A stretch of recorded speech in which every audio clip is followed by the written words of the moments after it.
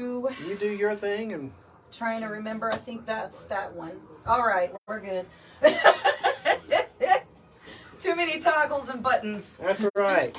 So we're live down here at WSQL Radio 102 with Trina Plyer. All right, and we got Harold here today. And we're going to shout and let you do your thing, and here we go. We'll let Ken lead in if that's all right, and he can introduce you. That's it. All right. Works for me. We got this. And look, we already have one viewer here. Who is that one viewer out there?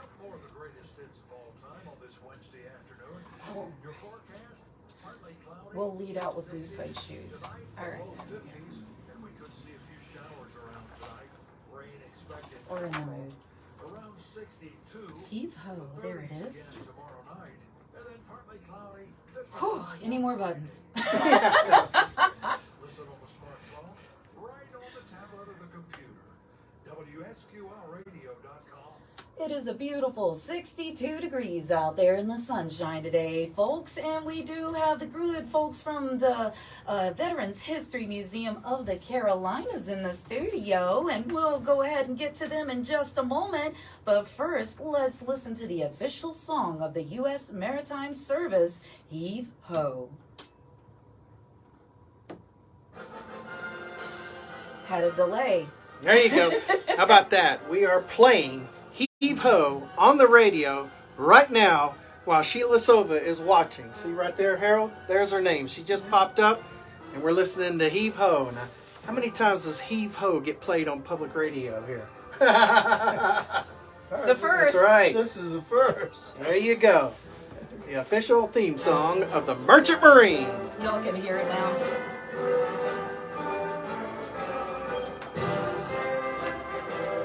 And I'm glad Sheila's watching us right now because she is the National Vice President of the American Merchant Marine Veterans Association, right, Harold?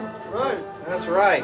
So we're doing everything we can right now to promote the Merchant Marine. Don't provoke. That's right. No provoking.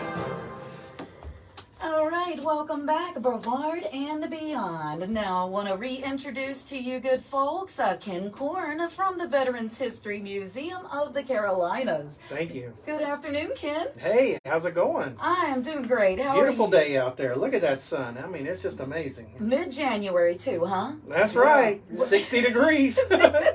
I'm in a t-shirt, folks. How about that? I know. Now, before we get into things, let's go ahead and introduce your veteran here you brought in today. All right, so today we have Mr. Harold Wellington. He is 98 years old, 98 years young. He served in World War II as a merchant marine. Those were the guys that went over the Atlantic in their Liberty ships and dodged the German U-boats to deliver supplies and men and everything over to England and then on into France. In fact, Harold got all the way into Iran, believe it or not. There was a railway, right, Harold, that ran from Iran up into to Russia. Absolutely. So Harold is just one of our great volunteers down at the Veterans History Museum.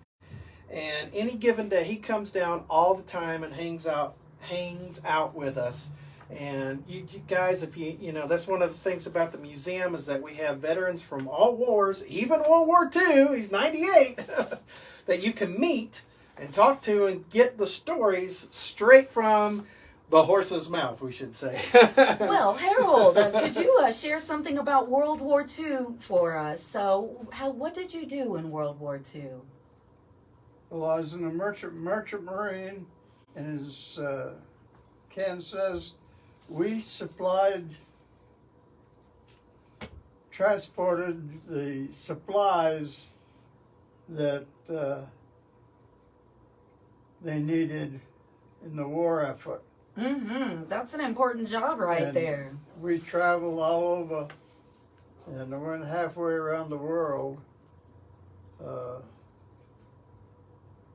over the Atlantic, the Mediterranean, through the Suez Canal, over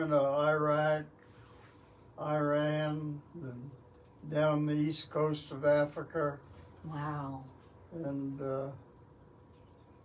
And there was a lot of German submarines waiting for you as you went over there, right? well, they were. I remember the first trip I made to London. The first night out of London, the German submarines connected up with us, Mm. and they escorted us. Is that a friendly way of putting it? A friendly way of putting it. Oh my. They asked us all the way to the subnets in New York Harbor. Uh-huh. Wow. Yeah, they followed us all the way, and every night and every morning they would attack and try to sink our ships. Yeah, they didn't want the supplies getting to the British, that's for It sure. looks like they weren't successful because you're still here today. Still here today. I was one of the lucky ones, and I survived it and made it through to today. Mm-hmm. That's amazing. And you are up at the museum as a docent, so share your stories with the world now. Absolutely. Bring the kids Well, in, have them take a picture with Harold, I swear. Yeah, I spent a lot of time up there. Mm-hmm. Oh. Yeah, a lot of time. Now, docents, the museum, it can't do anything without the great volunteers, correct? That is correct. And we have got such a great set of volunteers. You know, we closed at the beginning of the year. December 31st was our last day. Mm-hmm. We closed for 2 months, but we've had volunteers there almost at least 3 times a week. We've been over there cleaning. We've been, moving things around, trying to make things fresh and that sort of thing. So our volunteers are still involved, even though, you can't come in and visit right now. We got folks there just trying to improve things, make things better for every visit. Mm-hmm. So we're really excited about the March 1st opening, and our volunteers are still at work just for everybody else, that's for sure. So, now, you always accept docents or new volunteers, correct? Absolutely. So we have what's called the Pathfinders program. Mm-hmm. And what you do is you come in, and Pathfinders is an old World War II military term. And it stands for guys that want to come in and volunteer and help out. So if you want to be a Pathfinder, you come on, call the number for the museum, or get a hold of one of us or whatever, or just come in, when we're there and say, hey, I'd like to volunteer. And you'll be happy that you did volunteer, because, the stories that I get from these guys are just amazing. They're just absolutely amazing. And it really is the highlight of my week to hang out with these guys and just, sit around and have a cup of coffee, and that sort of thing, and listen to some of the things that, Harold has done. And sometimes I volunteer for Harold. I take him different places, like we've gone to Baltimore to the convention. He has just been down to the World War II Museum in New Orleans. Wow. Yeah, he got a scholarship or a grant, I guess, from the Gary Sinise Foundation. Yes. And he is one of our award winners last year. He got awarded with the Congressional Gold Medal. And we're one of the only museums that we have an actual Congressional Gold Medal on display. As you come into the museum, the first door that opens is Harold's display for the Merchant Marine. Wow. And this year we got to add the Congressional Gold Medal. Right, Harold? Right. Congratulations, Harold. Thank you for Thank serving, and this is amazing. Now, I just wanted to mention before we came on that today is the birth of naval aviation, and we were discussing that a little bit. It was January 18th of 1911 when Eugene Burton Ely made the first successful landing and takeoff from a naval vessel. Wow. Harold, were there planes taken off from your vessel? No. Not the same kind of vessel. Supply ships are It was different. the same kind of vessel. I didn't serve. I wouldn't know. So.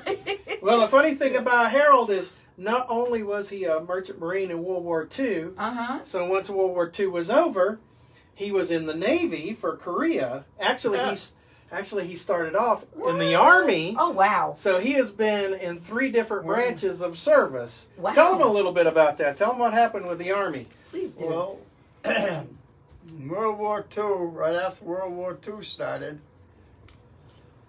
I wanted to join the Navy. So I went down to the recruiter office and asked to join the Navy. And they says, we can't take you. Ah. And they says that the war had just started and everybody was running down to enlist. Mm-hmm. So he says, we've got so many people enlisted that we've no place to put them. Wow. So he says, we can't take any more enlistments right now. So the Navy recruiter says, well, go down the hall, and there's a recruiter down there for the Merchant Marine, which the Merchant Marine wasn't a service. It was just civilians that sailed ships. And so I went down there, and that's how I got in the Merchant Marine. Wow. As under the guise of a civilian, right? And we were civilians. No longer, though, correct? So, But after the war, so we took, and when the war was over, they says, well, if you've got 3 years in the Merchant Marine, you're considered you served your time, Oh, wow. and you can quit and go home. So that's what I did. Figured, well, they considered that I've served 3 years, which was a regular enlistment for the service, and I could go home. So I did it. Well, a couple of years later, they sent me a notice. a draft notice. Oh, boy. That says, you ain't never been in the service. No, that's not fair. Now, well, I guess you were drafted, huh? So I was drafted. Into the Army of all And places. so they drafted me in the Army. What year was that? That was in 1950. Oh, that was before Elvis, wasn't it? Yeah. Well, that was the start of the Korean War at that time, so And that's why he was drafted. Got it. So I went and went in there. So You didn't like the Army, did you? No, I didn't like. I hated the Army. So you did something about it, didn't But I put my time in a year in the Army, active duty, and they says, well, you can go home, but There's always a but. you've got to, yeah, you've got to spend 6 years in the reserves. Meaning that they could call you up. They can In call 6 you years. any time. Did they call you up? So they called me out. Of Yes, course. of course. You can see where Well, this is I going. took and so I'd spent my year in the Army. And when they turned me loose and put me in the reserves, and I hated the Army. Yes. Oh, I hated that with passion. Him So- fighting words. So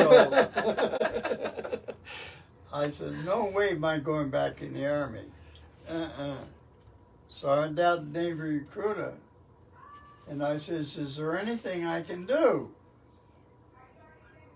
And he says, yes. He says, if you'll agree to join the Navy, enlistment in the Navy, we will get you released from the Army and transfer you to the Navy. Oh, goodness. So I gave up spending a year in the Army to spend 4 years in the Navy.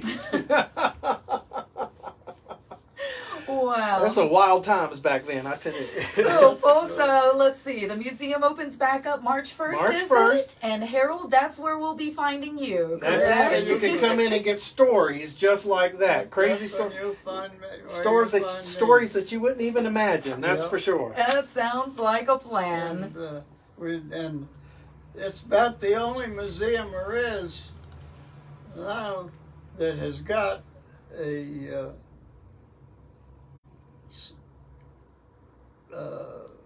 The medal, is that what you're the well, congressional medal? The Congressional Medal of Honor, which they gave me, but it's A display for the Merchant a Marine, display for the Merchant Marine. which is But we have it because of Harold too. we've got a room. Harold has up there donated quite a bit for that that, too as well. I've got a model of a Liberty ship and Yes. a lot of other stuff. Amazing. That I've collected and got on display. So up yeah, here. so living history right here in the middle of Brevard, North Carolina. How about Well, that? we look forward to Living talking history, more yes. when the museum opens back up. Now, the museum, where's that located? It is right beside the historical courthouse, which is right in downtown, right in the center of town. You can't miss the historical courthouse. Just look for it right there on the right, and you'll see it right behind the gazebo. Perfect. And meanwhile, we can find you good folks online, theveteransmuseum.org. That's right, theveteransmuseum.org. Great little website. And if somebody would like to volunteer and hang out with Harold here, how can they contact you? Yeah, go to that website. Our telephone number is on there. We're also on Facebook and Twitter and Instagram, and we have a YouTube channel, so you can find us, trust me. Sounds great. Well, folks, we're about out of time today, so is there anything you'd like to share before you head back out today? The one last thing I want to share is that when we open back up in March 1st, we've got our new video that plays in each individual room. That was made possible by a North Carolina Humanities grant, and it is a great video. We're going to have DVDs and that sort of thing, copies of it. We just got our copyright for it. So it is a great video, a great addition to the museum, and we really thank the North Carolina Humanities for providing that grant for us. I thank Harold for that medal, by the way. It's just, yeah, I don't want to leave that out. Oh, absolutely. That's right. Absolutely. Well, yeah, it's a nice medal. It's not so big around. Yeah, it's about a 3-inch bronze nice, medal. Yeah. Nice. We'll look forward to seeing that and more. It's a great honor to have it. Absolutely, Harold. Well, it's a great honor to be associated with you, sir. That's for sure. Got a real American hero sitting right here. Harold, thank you so much for all you've done for this country and for coming in today. Thank you. Share a little bit, and we look forward to getting to know you a little bit better later on. So, Okay, thank you. All right. Thank you very folks. much. You have a wonderful day. You too. Yeah. Thanks. There we go. Leading out with Elvis. Very good. Thank you so much, Miss Plyler, letting us have some airtime. Thank you.